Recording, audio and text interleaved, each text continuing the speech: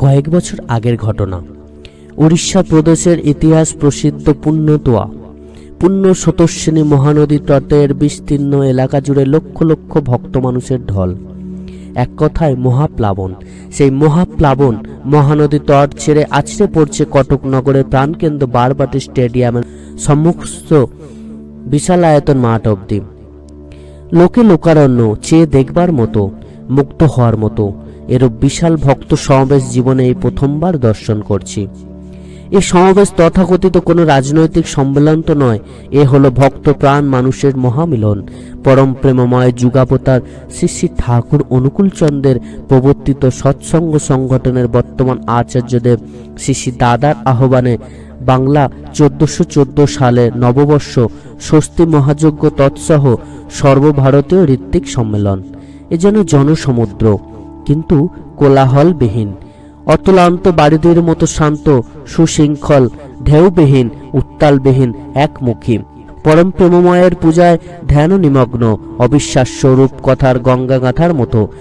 ইতিহাস বলে প্রায় 5.5 শতাধিক বছর আগে সোনার বাংলা থেকে প্রেমের ঠাকুর শ্রী শ্রী চৈতন্যদেব মহাপ্রভু শ্রী শ্রী জগন্নাথ দেবের দর্শন মানুষে উড়িষ্যায় এসেছিলেন। পুণ্যতোয়া মহানদী অতিক্রম করার পরই প্রেম ভাবাবেশে হা জগন্নাথ, হা জগন্নাথ বলে মহানদীর পুণ্য বালুকা বেলায় গড়াগড়ি খাচ্ছিলেন। তখন তার সেই অপার্থিব মহাজাগতিক লীলা সন্দর্শনে নাকি সমগ্র উড়িষ্যা প্রদেশ থেকে লক্ষ লক্ষ ভক্তের সমাবেশ হয়েছিল, যা আবার দ্বিতীয়বার ঘটল বর্তমান যুগপুরুষোত্তম পরম প্রেমময় শ্রী শ্রী ঠাকুর অনুকূলচন্দ্রের প্রবর্তিত সৎসঙ্গের নববর্ষ ষষ্ঠী মহাযজ্ঞ ও সর্বভারতীয় ঋত্বিক সম্মেলনকে কেন্দ্র করে এই মহামিলন মেলায়। সেদিনটা বেশ মনে পড়ে। বেলা আন্দাজ 4টে হবে। কালবৈশাখের মিশমিশে ঘন কালো মেঘে আবৃত নভমণ্ডল মহানদীর স্বচ্ছ নীল জলে তার প্রতিভাস পরিবেশটিকে ভয়ঙ্কর সুন্দর করে তুলেছে। দূরে দূরে, বহু দূরে মেঘের গুরুগম্ভীর বর্জনীনাদ, আকাশের বুক চিরে বিদ্যুতের ঝলকানি, এ প্রান্ত থেকে ও প্রান্ত। এখনই বুঝি মহাপ্রলয়ের অঙ্গীকার। বায়ু চলাচল স্তব্ধ। সান্ধ্যকালীন প্রার্থনায় যোগ দিতে হবে। আসন্ন এই মহা দুর্যোগের আশঙ্কাকে উপেক্ষা করে জন্মদাত্রী মা এবং পরিজন নিয়ে কি বাইরে বেরোনো যুক্তিযুক্ত হবে, নাকি এই তাঁবুতে বসেই প্রার্থনা সারা হবে? স্বল্প বিশ্বাসী দুর্বল ভক্ত হৃদয়ে যা হয় তাই আর কি।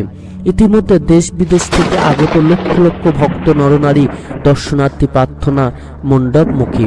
এই ভাবনা ভাবতে ভাবতে কিছুটা সময় বয়ে গেল। দেখতে দেখতে ঝড়ের মুখ কি জানি কি এক অজ্ঞাত কারণে অন্যমুখ হয়ে গেল। বিশাল দুর্যোগের আশঙ্কা সামান্য ঝড় ও কয়েক বিন্দু বাড়ি বর্ষণে ক্ষান্ত হয়ে গেল।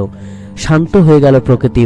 শীতল হলো পরিবেশ, যা বৈশাখের দাবদাহে অসহনীয় হয়ে উঠেছিল।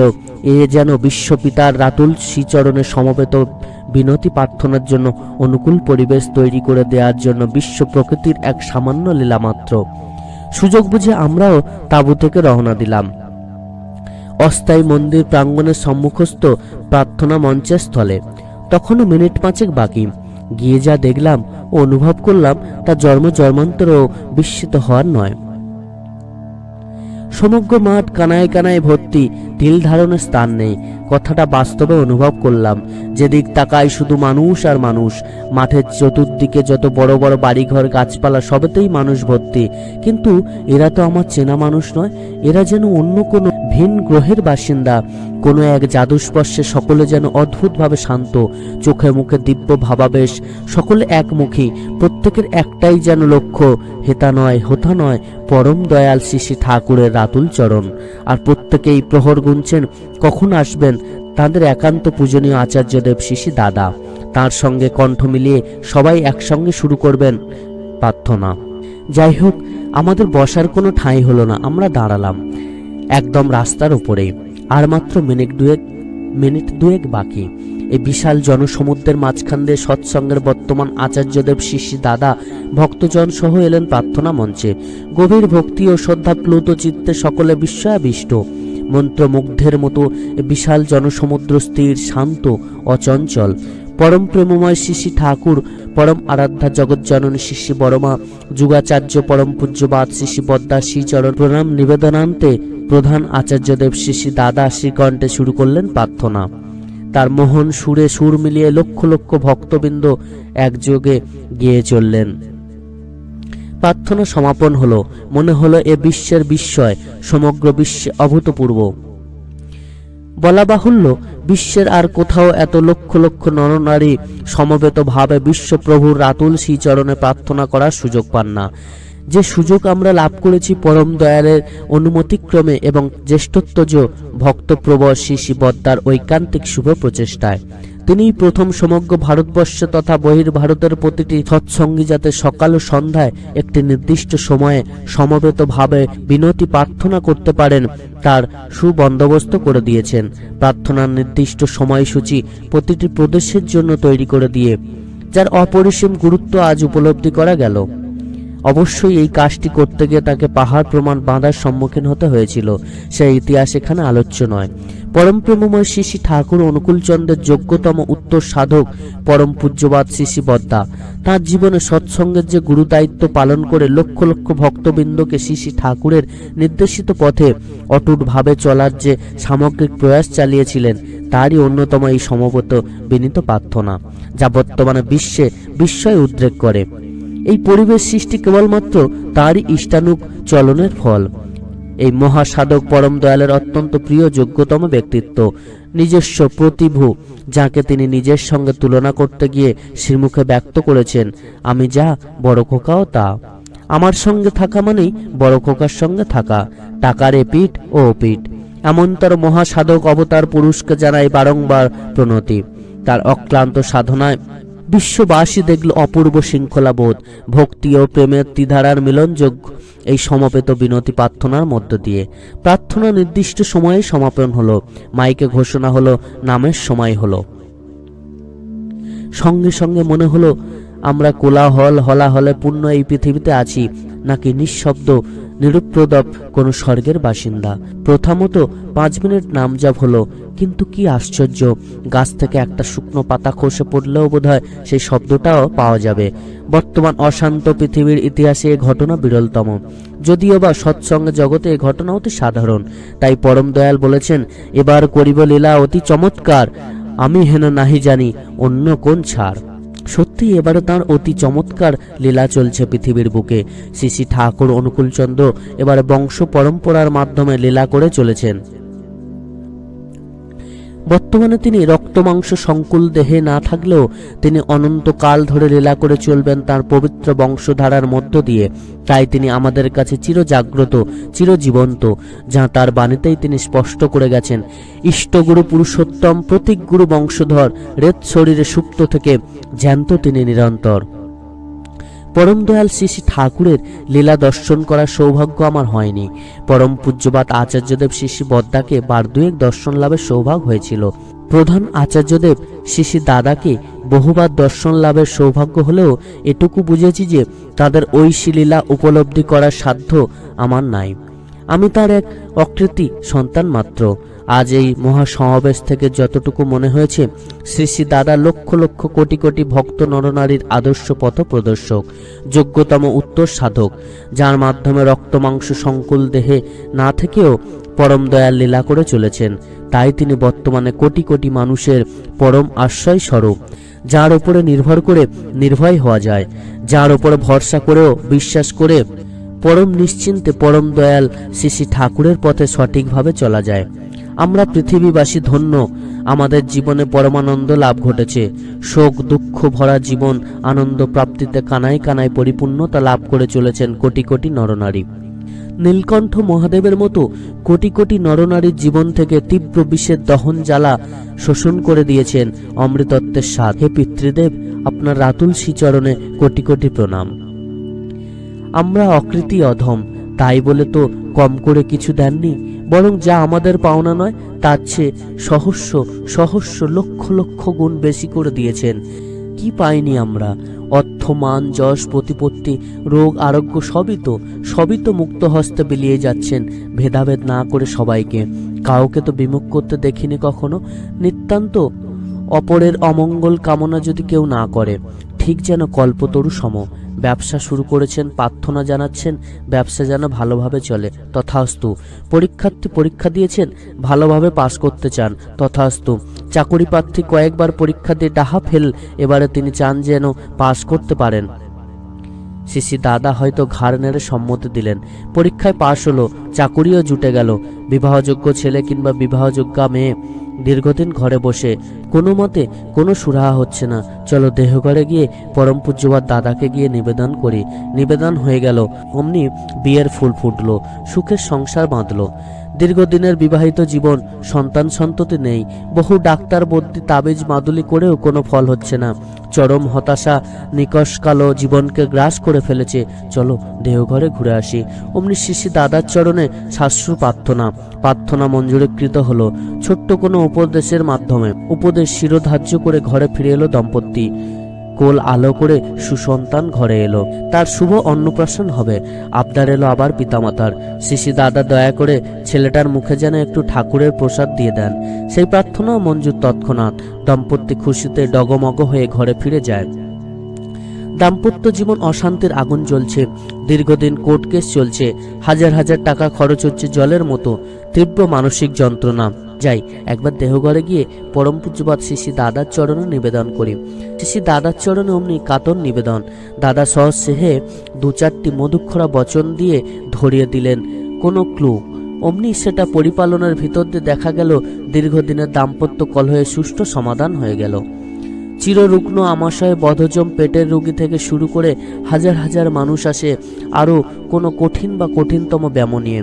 আলসার, ডায়াবেটিস, যক্ষা, কঠিন বাত, চর্মরোগ, এমনকি দুরারোগ্য ক্যান্সারে আক্রান্ত। হাসপাতাল ফেরত। ডাক্তারবাবু জবাব দিয়ে দিয়েছেন, ভেলোর অ্যাপেলো ফেরত। অবশেষে শিশি দাদার চরণে করুণ মিনতি, একটা কিছু করুন হে দয়াময়। পীড়িতের চোখের জল চিন্তিত করে তোলে প্রেমিকে। ওই ডাক্তার দেখান, ওখানে যান। কখনো হোমিওপ্যাথি, কখনো অ্যালোপ্যাথি, কবিরাজি, মুষ্টিযোগ থেকে শুরু করে বিভিন্ন রোগের বিভিন্ন নিদান। যার যেমন তার তেমন, ব্যাস সমাধান। এমনি নিশ্চিত মৃত্যুর হাত থেকেই রেহাই। সত্যিই তিনি আমাদের ভেতর বাহির সবই দেখতে পান। না হলে তার সম্মুখে দাঁড়িয়ে পড়া মাত্র এত সহজ সমাধান পান কি করে? শিশি ঠাকুরের কৃপায় সবই কি তাঁর অধিগত? সত্যিই তাই। বিশ্ব ব্রহ্মাণ্ডের মালিক পরম দয়াল অবতারী শিশি ঠাকুর অনুকূলচন্দ্র 12ই পৌষ বুধবার 1362 সনে সকালে জামতলার ঘরে পূজ্যবাদ শিশি দাদা ও পূজ্যবাদ মেজদাকে সহস্তে ঋত্বিক বই প্রদান করে দীক্ষাদানের অধিকারে অভিষিক্ত করে বললেন, এখন লেগে যাও। আমি যা করে গেলাম সারা জীবন এই করে যাবা, লোকপালি হয়ে ওঠো। সেই অধিকার বলেই আচার্যদেব শিশি দাদা তাই করে চলেছেন। তাকে মান্য করে চলার ভেতর দিয়েই প্রকৃত প্রস্তাবে শিশি ঠাকুরকেও যথোপযুক্তভাবে মান্য করে চলা হয়। এর অন্যথায় শিশি ঠাকুরকেই অমান্য করে চলা হয়, যার পরিণতি অতীব ভয়ঙ্কর। এই তো সেদিনের ঘটনা। দিল্লি সৎসঙ্গ বিহারের সচিব শ্রদ্ধাস্পদ শ্রীযুক্ত যতীন্দ্রনাথ মহান্তি মহোদয় কঠিন রোগে আক্রান্ত। ভারত বিখ্যাত অর্থোপেডিক অস্থি বিশেষজ্ঞদের কাছে চিকিৎসা করিয়েও কোনো সুরাহা হচ্ছে না। অগত্য ডাক্তারবাবুদের পরামর্শে তার স্লিপ ডিস্ক অপারেশনের তারিখ স্থির হয়ে গেছে। 28শে অক্টোবর তার অপারেশন হওয়ার প্রস্তুতি চলছে। ভক্তপান শ্রদ্ধেয় যতীন্দার মন কিছুতেই সায় দিচ্ছে না। অপারেশন করাবার আগে শেষবারের মতো শিশি দাদার আশীর্বাদ গ্রহণ করার জন্য 20 অক্টোবর 2010-এ শ্রীধাম দেহঘরে নাট মণ্ডপে গিয়ে শিশি দাদার সকাশে নিবেদন করতেই তিনি জোর গলায় সর্বসমক্ষে একাধিকবার বললেন, আপনার জেনারেল হেলথ কন্ডিশন, মোটের ওপর শরীর অবস্থা খুবই ভালো আছে। পরবর্তীকালে তিনি দিল্লি ফিরে এসে প্রখ্যাত সার্জন ডক্টর শঙ্কর আচার্যের সঙ্গে দেখা করে সব কথা জানালেন। তিনি সব শুনে বললেন, শ্রদ্ধেয় যতীন্দার অপারেশনের প্রয়োজন নাই। এই ঘটনা সমস্ত ভারত বিখ্যাত ডাক্তারবৃন্দ যারা শ্রদ্ধেয় যতীন্দার চিকিৎসায় যুক্ত ছিলেন তাদেরকে বিস্মিত করেছিল। শ্রদ্ধেয় যতীন্দা অপারেশন না করেই আরোগ্য লাভ করেন। কে এই মহামানব? তাঁর শ্রীচরণতলে আশ্রয় পাওয়া কোটি জন্মের সাধনার ফল। আমরা কতই না ভাগ্যবান, আমরা তাঁর যোগ্য নেতৃত্বে চলবার সুযোগ লাভ করছি। পরম দয়াল শিশি ঠাকুর অনুকূলচন্দ্র স্বয়ং যার পরিচয় দান করে গেছেন আমাদের কাছে। একদিন শিশি ঠাকুর বঙ্কিমদা, বীরেন্দা প্রভৃতির দিকে চেয়ে শিশি দাদার সম্পর্কে মধুর হাস্যে বলেছিলেন, ওদের মধ্যে যেন আমি আমাকে খুঁজে পাই। ছাওয়াল খুব তুখোর ছাওয়াল, যেমন মিষ্টি তেমনি তেজ, আর বুদ্ধিও রাগে খুব। বঙ্কিমদা বললেন, হ্যাঁ। বীরেন্দ্রও উত্তর দিলেন, অতি সুন্দর স্বভাব, ভালোবাসা যেন কেড়ে নেয়। শ্রী ঠাকুর বললেন, থার্ড জেনারেশন কি না? আচ্ছা বঙ্কিম, শুনেছি যে থার্ড জেনারেশন অনেকখানি ইনহেরিট হয়। কোনো পুঁথিপত্রে তার নজির আছে কিনা দেখিস তো। সেদিন ছিল 23শে জ্যৈষ্ঠ, শনিবার। বীরেন্দ্র বললেন, ওদের প্রত্যেকের মধ্যে একটা বৈশিষ্ট্য ধরা পড়ে, বেশ বোঝা যায় সাধারণ থেকে স্বতন্ত্র। সমবয়সী ছেলেদের উপর শ্রী দাদার যা আধিপত্য তা দেখে মনে হয় ও যেন ব্রন লিডার। শ্রী ঠাকুর উত্তর দিলেন, তা হওয়াই স্বাভাবিক। যুগ পুরুষোত্তম স্বয়ং শ্রীমুখে যার সম্বন্ধে এই কথা বলেছেন, তার আনুগত্য বিনা দ্বিধায় বিনা প্রশ্নে মেনে চলাটাই অবশ্য বুদ্ধিমানের কাজ। এ অন্যথায় আমাদের চরম সর্বনাশ, চরম অমঙ্গলের দ্যোতক। সৎসঙ্গের ইতিহাস বলে যে বা যারা শ্রী ঠাকুরের কথা পরবর্তীকালে আচার্যদেব শ্রী বদ্দার কথা নির্বিচারে মেনে চলেননি, তারা কালের ইতিহাসে হারিয়ে গেছেন, দুঃখ শোক অকাল মৃত্যুর করাল গ্রাসের মুখে পড়েছেন। এমনই বহু ঘটনার সাক্ষী আমরা। শ্রী ঠাকুরের জীবদ্দশায় বিরোধ সৃষ্টি করেছিলেন কতিপয় অনুগামী। শ্রী বদ্দাকে মেনে নিতে পারেননি তাঁরা। শ্রী ঠাকুর বিলাপ করে বলেছিলেন, আমার ইচ্ছার বিরুদ্ধে গিয়ে ওইখানে তারা কার জন্মোৎসব পালন করছে।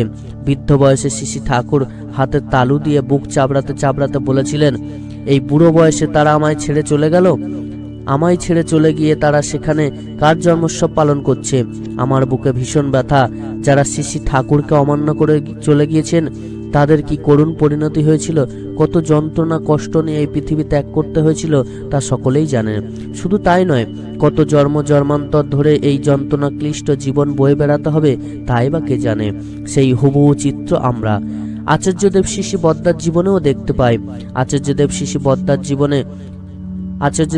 বদ্দার বিরুদ্ধে যারা বিষোদ্গার করেছিল, তাকে যারা অমান্য করেছিল, অপদস্থ করার চেষ্টা করেছিল, তারা কালের গর্ভে বিলীন, শেষ জীবনে মুখ বধির।